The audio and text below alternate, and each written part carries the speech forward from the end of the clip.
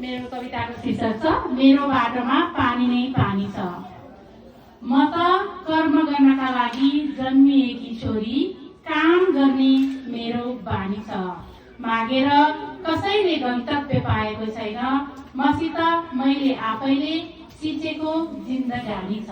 म त कर्म गर्नका लागि जन्मिएकी छोरी, काम गर्ने मेरो बानी छ।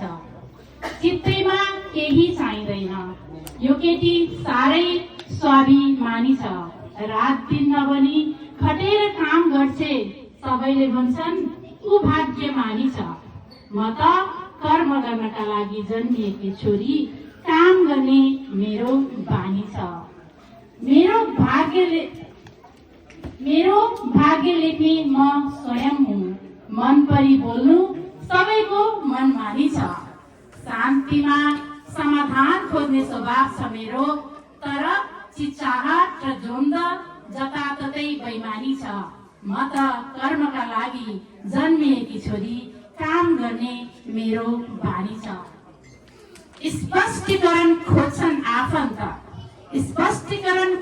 आफन्त, मेरो आत्मविश्वासमा उनीहरूको परेशानी छ।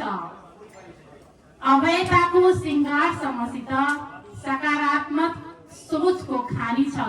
म त कर्म गर्नका लागि जन्मिएकी छोरी, काम गर्ने मेरो बानी छ।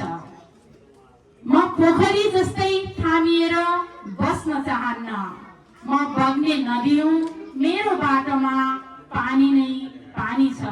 मेरो बाटोमा पानी नै पानी छ।